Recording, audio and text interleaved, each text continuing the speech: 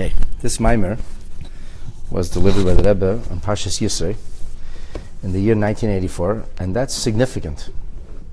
Not just because Orson Welles wrote a very important book called 1984. It's significant because the mimer based itself almost primarily on a mimer that the Rebbe Rashab, the fifth Lubavitcher Rebbe, delivered on Shabbos Parshas Yisro in the year 1884.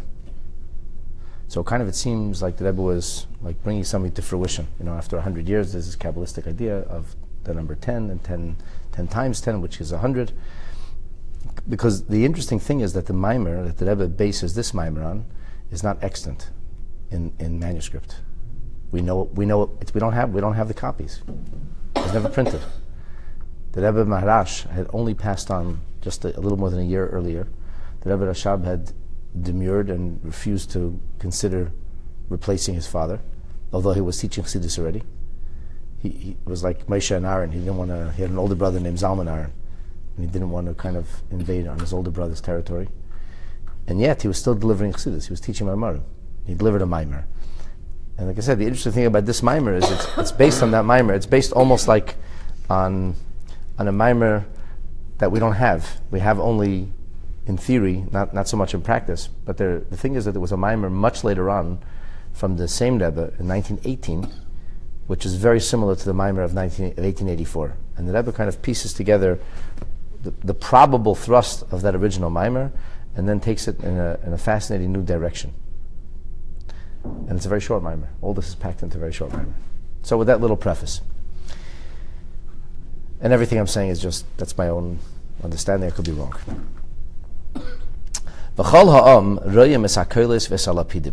So the mimer bases itself primarily on the 15th verse in the 20th chapter in Parshas Yisro, which is really the postmortem. Well, that's a bad word to use. This is after Matan Torah. This is after the Torah is given already, after the Seres HaDibros. The Torah's roundup is that the whole nation saw the sounds, and they saw the thunder and the lightning.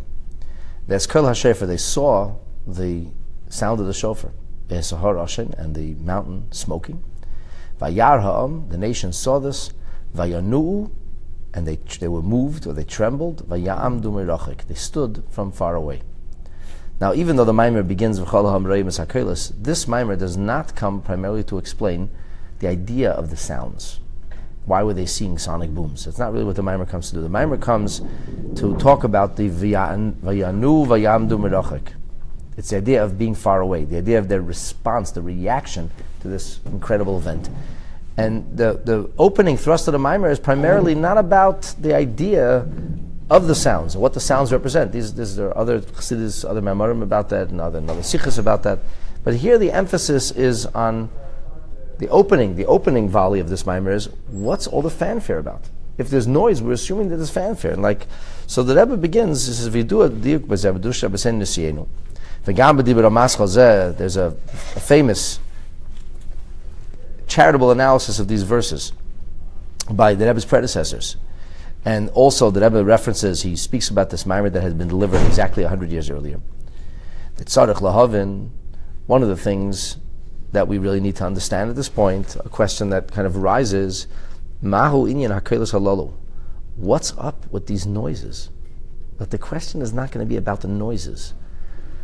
Rather, we learned a beautiful sikha about that yesterday, about what the noises might have meant, what the noises might mean. And we learned about two shittas and Rishonim, right? We have the shita of Rabbeinu Hananel, and the shita of the Sefarno and the Ramban. So we have different ideas about what the noises were.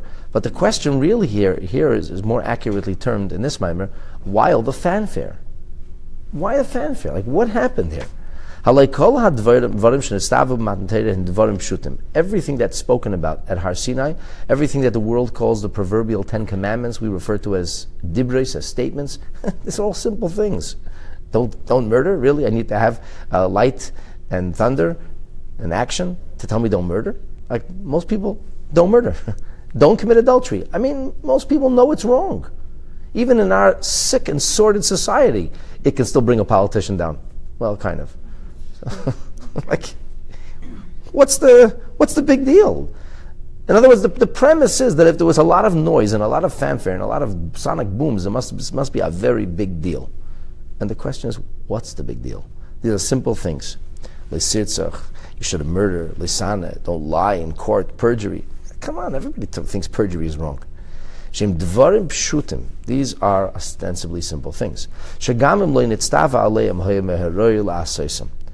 If we would not have been commanded by God, don't do these things, it's extremely and eminently possible that we would have come to the conclusion that this is wrong.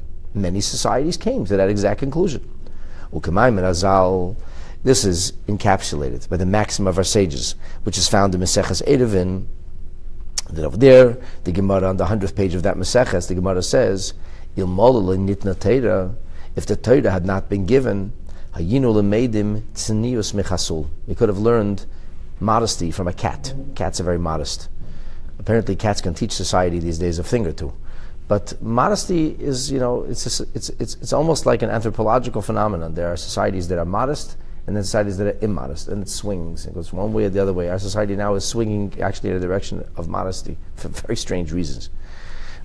I don't want to go into that. The very strange reasons. But this is, if you look at the styles, if you look at the kinds of clothing, or you look at the milieu of different anthropologies, different civilizations, you'll see that they shift. They shift. What's in style in one era is not in style in another era. You have the Victorian era, and then you have the post-60s era. This is all replicated time and time again from before. Societies wax and wane in the areas of something like modesty. And the Gemara says you can learn modesty from a cat because they're very modest. So the Gemara clearly is telling us that things could be learned by observing what's going on around us, and if so, why the fanfare for simple things? Now in the Maimer of the Rebbe Rashab, he goes on to say, and like I said, we don't have it extant, but we do have the Maimer from 1918, from Tafresh Ayin Ches. So in that Maimer, it's very, very similar Maimer. And you see over there that he goes on to say, to suppose, maybe it's because there's a principle, Godel Mitzuva Va'isa Mimisha Eini Mitzuva Va'isa. It's more laudable or praiseworthy or virtuous when you do something after being told to do it than when you do something on your own. Now, you would say, what are you talking about? Do something on your own, that's amazing. You come by yourself and you have a generous spirit and you committed yourself, that's amazing. But when you're coerced and you're forced to do it, well, the truth is, though, nobody likes to be coerced. Nobody likes to be told what to do. So the moment you tell me what to do, I'm not interested in doing it anymore. The moment it's my idea, oh, that's a great idea. I'm so excited about this. I was a little boy, I wanted to fast. And I was like fighting with my parents. I think I was 10 years old if I fasted Tisha B'Av. I was like a big hero and had to fast. I remember like sucking my thumb, I was so hungry. Right? And the moment I became bar mitzvah, it wasn't fun anymore. I was like, what do I do? Why did I do this for the last 3 years? It's human nature. Human nature is when we do something by ourselves, we're excited about it. When we're told to do it, it's not so exciting anymore.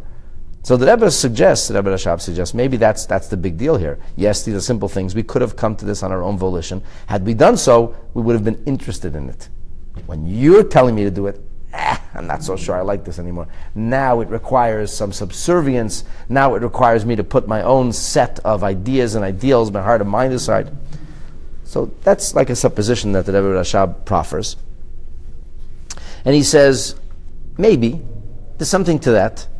But Mikol Makam Adayin Moving Mayin Akelis, that still doesn't explain the 21-gun salute. It still does not explain these sonic booms. It still does not explain the enormous fanfare and tumult that was engendered at the time of Matan Maharash HaGodl V'Hanera, the awesome and wondrous tumult which unfolded when the time of Torah was given.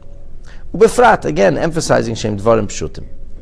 He also was medayik in the Maimer, what's brought down in the Yalkut. Now, the Yalkut Shemini is a collection of midrashic teachings that were put together during the medieval times, and we know they're authoritative. And there were many, many different midrashim from all over the place, and some of them got lost, and the Yalkut Shemini is a very important document as such. And we have certain midrashim which are only found in the Yalkut Shemini. This is one of them. That the Yalkut says, "B'shah sheyatza hadibur anoichi b'pei HaKadosh Baruch Hu," when the words came out, so to speak, from the mouth of God, obviously anthropomorphically speaking, kol echad v'yisrael haya omer imi hadibur medaber. Everybody was convinced that God spoke to him. It didn't say God spoke to the people. We were in the crowd. They said God spoke to me. V'zesher kosov, this is the meaning of the verse, Anochi Hashem Elokecha Lashon Yachid. God is, after all, speaking to a crowd of millions of people. He should have said, Anochi Hashem Elokechem. I am the Lord your God, in the plural. Instead, he said, I am your God, singular, Elokecha. Why did he do that? And the same is true with the other statements. And so we have to understand, what's this business? Why did God have to make it personal? Why wouldn't it be good enough if we would all have this mass revelation and we all got to see? We were all tuned in, which now we're not. So then we could have been all tuned in. And why is it so much more profound, so much more special, if it actually felt like he was speaking to us rather than we're in the crowd and we're hearing these ideas? Why was it necessary to have that message personalized? Okay, so the Rebbe goes on to say that in the Maimer of 1884, we don't have in Guf Ksav Yad Kodesh the rest of the Maimer. The Rebbe Shab started to write the Maimer that he delivered. Most of the Maimarim that he delivered, he wrote. Some of the Maimarim he wrote, he never even delivered later on in his life. But in this Maimer, he begins with the opening volley, and we know he delivered it, but we don't know what he said. And the Rebbe suggests that we could know what he said, approximately at least, by looking at a Maimer that he repeated, that he recited many years later. As I mentioned, this is the Maimer of 1918, many years later. And there's also Maimarim like this from the Tzemach Tzedek, the Mittler Rebbe, and the Alter Rebbe. And you have to understand that Chassidus is a continuum. All of the Rebbeim built on what their predecessors explained. The ideas kept being further developed and further pushed, further fleshed in. And our Rebbe completes the picture. This is Chassidus Chabad. This is the Chabad contribution to Torah Judaism, with revolutionary new ideas and upgraded perspectives on wide variety of things. So this particular idea is, the Rebbe completes this idea here. I don't believe that Rebbe ever delivered another Maimer on this subject. I think this is the last one he delivered on this subject. And we'll see how he adds. He adds a nuance to something that was not discussed by the previous Rabbeim. Let's continuum. Okay.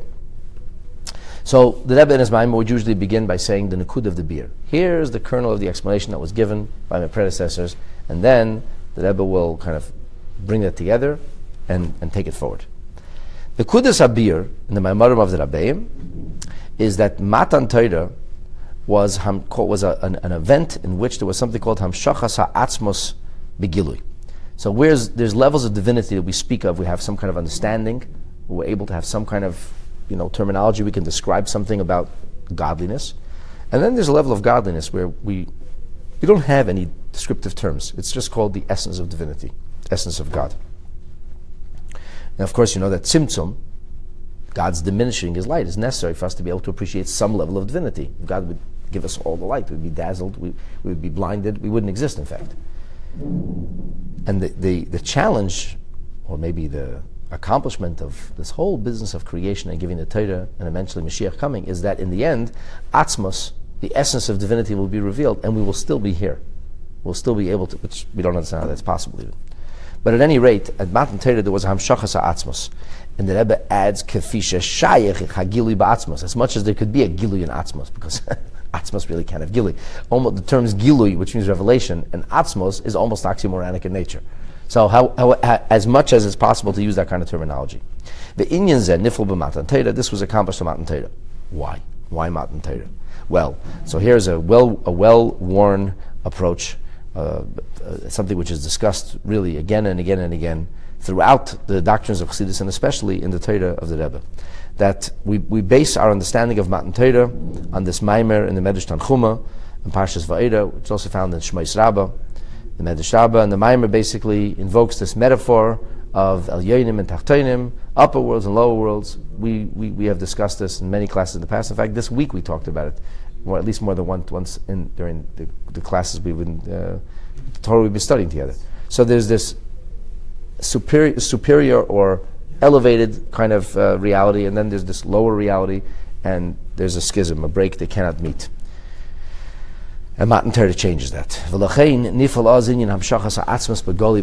This meant that the essence of divinity could now become revealed in an open state throughout the entirety of reality, terrestrial reality. This is the unique thrust of this Maimer. Okay, so there's this idea that Matan Torah is a big empowerment. It's a transformative moment. Like another Medrash says, up until Matan Torah, the things that the patriarchs did were like reiches, they were like scent scent is passing and evanescent. It was not the actual eau de toilette, or whatever you want to call it, the actual perfume, the actual shemen turak, which is the language of the Medrash. But after Matan Torah, that changes. We're not talking about fumes, not talking about fragrance, not talking about evanescent scents. We're talking about the essence itself. Simply stated, before Matan Torah, the physical, the material could not become spiritualized and sanctified. Now it can become spiritualized and sanctified. Okay, so that's Matan Torah. So number one, a little bit of a new pro this mimer. The novelty of this mimer is we're talking about Hamshachas ha'atzmos, which is not discussed in many of the memorim. It doesn't talk about Hamshachas ha'atzmos. That terminology, a later terminology. We're talking about not just that divinity can become part of this world, but Hamshachas ha'atzmos, the essence of God. One. Number two, this particular mimer, the mimer of 1984, and the mimer of 1884, and the mimer of 1918, and this mimer of our Rebbe of 1984, that this mimer comes to emphasize the idea, l'chein, that's why Matan Torah was not the nuanced and sophisticated mitzvahs that we would never have guessed on our own. But rather, the Matan Torah is dvarim shutim. So the original question, the opening volume of the mimer is, why shutim? Why the big fanfare about simplistic things? Shouldn't God have given us something sophisticated, something really impressive, something amazing? And we say, wow, could you hear that? People are saying, yeah, I heard that before. Oh, I heard that before. Well, that's what they should have been saying. So why do we have these dvarim pshutim? And the answer is because Matan Torah chodra hamshachas ha'atzmos, because a Matan Torah was drawn forth the essence of divinity. And guess what, my friends? When you talk about the essence of divinity, there's no difference between the loftiest and the simplest. The essence is something which is found everywhere equally. Think about this. Which part of your body is more alive? I know your brain is very impressive and you got all the lights and bells and whistles in your head. But which part of your body is more alive? Or less alive? No part of your body is more or less alive. Your body's alive, period. You are alive. End of story. End of story. It's you. Which part of you? You. Hamshachas ha'atzmos. The Alter Rebbe was once sitting with his grandson at Tzemach Tzedek, and he said, where is Zayda? Where's Zayda? So the Tzemach Tzedek is a little boy, he grabbed Zayda's beard. He said, no, that's Zayda's beard. It's not Zayda. Thought for a few seconds, he grabbed his nose. It's Zayda's nose. I don't know how the story goes. The ears, his cheeks, whatever. So a few pensive moments goes by, and the little grandson says, Zayda! And Alter Rebbe turns around. And Tzemach Tzedek said, there's Zayda. So his head turned around, his nose turned around, his ears turned around, his beard turned around. He turned around. Atzmos. Atzmos is not a certain part of it. So therefore, if we want to talk about Atzmos, it's dafke le'inyan hamata. B'mokem ha'tachtim b'yesh, in the lowest place. Especially in the memorim of the Mittel Rebbe. Shekol agavaya b'yeser, that the highest, that which has the loftiest and highest source, yodid lemata mata b'yeser, will come into the lowest reality. The simple two metaphors which are brought in Chassidus very often is the wall that collapses, and you have to rebuild it. The stones or bricks that were on top of the wall will be the hardest to replace. Number one, the wall fell, so they're far away now. Number two, you got to get it from the furthest place to back to the highest rung. So that's very hard. That's one mashal. Another mashal is you have something that falls, and because it falls, it shatters and breaks. So you can tell how high it fell from by how broken it became. And actually, archaeologists use this when they see broken stones and they're trying to rebuild a situation and understand how tall the building was. They actually analyze the stones and they analyze the impact of the fall to be able to know how high it fell from. Falls from a higher place, the shattering is greater.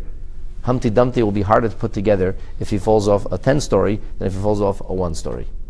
Okay? So this is the idea that which seems to be has fallen to the lowest, or that which is most seemingly devoid of divinity, is actually from the highest source. And if we're going to have Hamshachas ha'atzmos, with the very essence of God, where's it going to have to be expressed? Not in the highest, but in the lowest. It's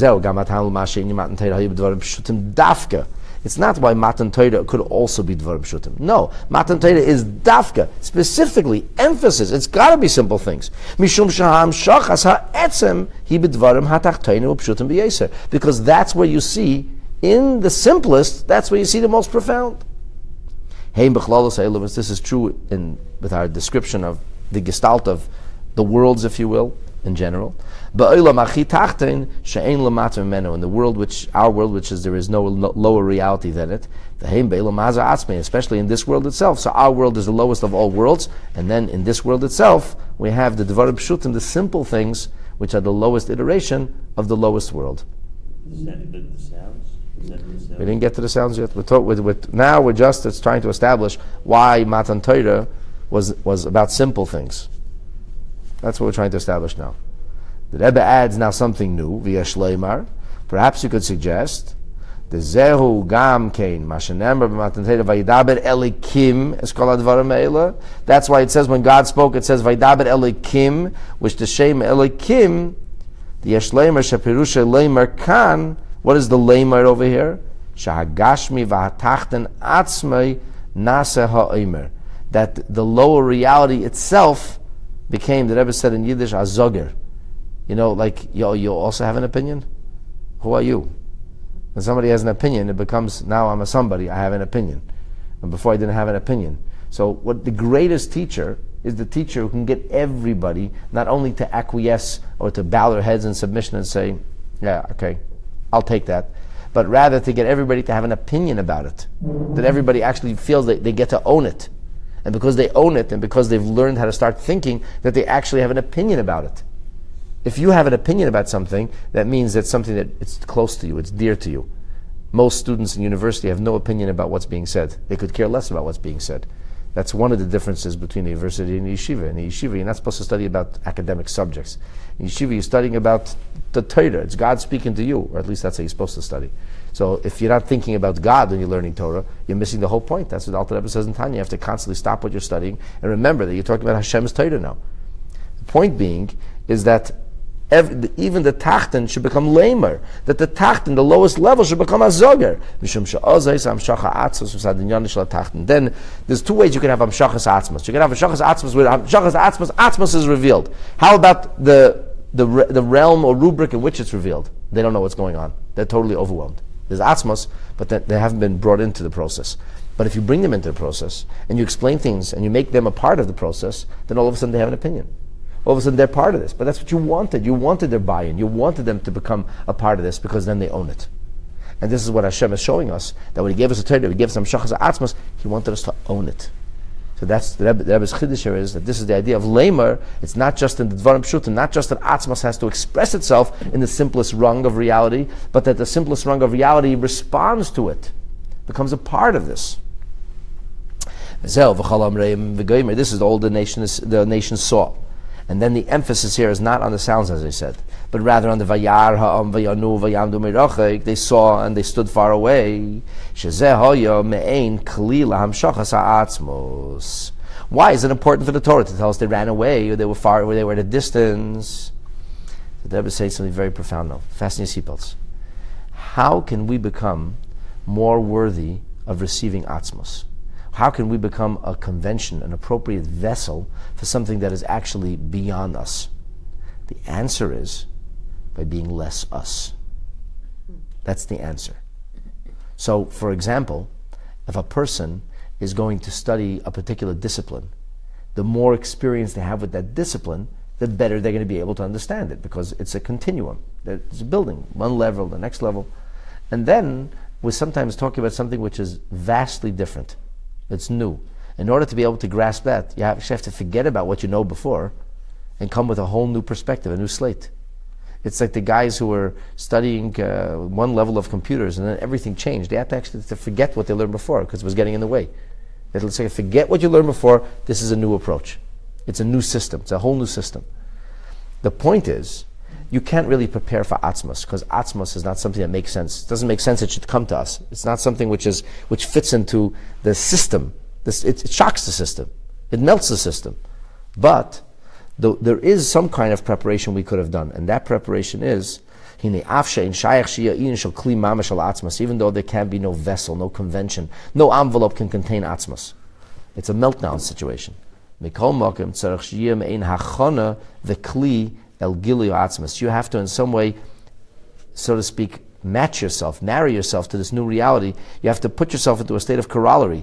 And that happens al yedei ha'asaras ha'alamas v'ha'astedim ha'bilbulim, by removing all the obfuscation and the confusion and the concealment.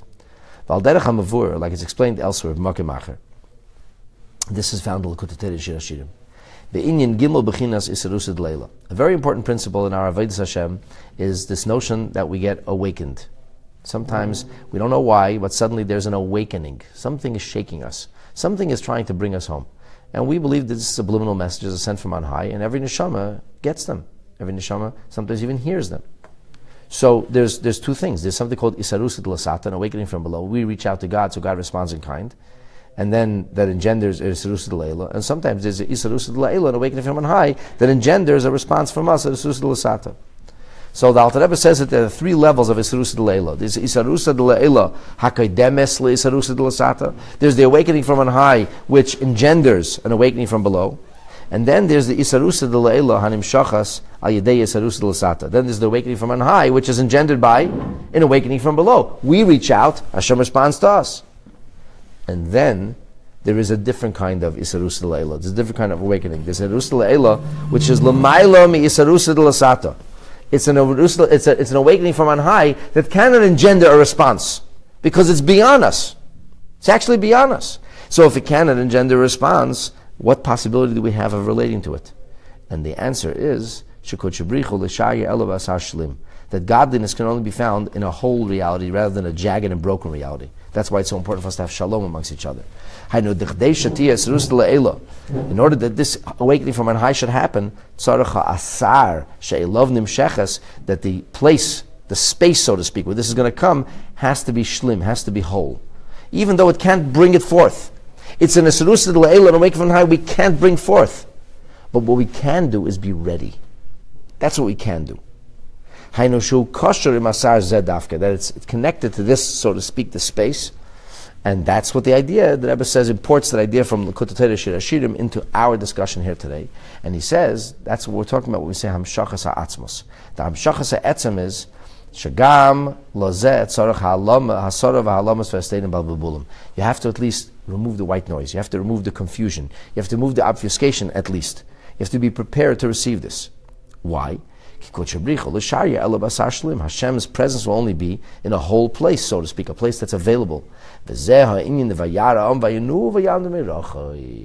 why the result of all these booms, what's the point of the booms? What's the point of all the noise? But the booms was to melt us down. Because when we're in a state of meltdown, we could be in a prepared state to receive the atzmos. Can we ever really marry ourselves to atzmos, relate to atzmos? Can we have a person? No, it's beyond us. It's beyond us. But what we can do is at least be less full of ourselves. And when we're less full of ourselves, it makes us that much more susceptible to something that we are nonetheless unsusceptible to, but it makes us that much more able to receive this. It's a very deep idea. You understand what they were saying? Yeah, I mean, it kind of like prepares you to forget everything that you knew. Exactly. So that you can take what's going to be coming. Correct.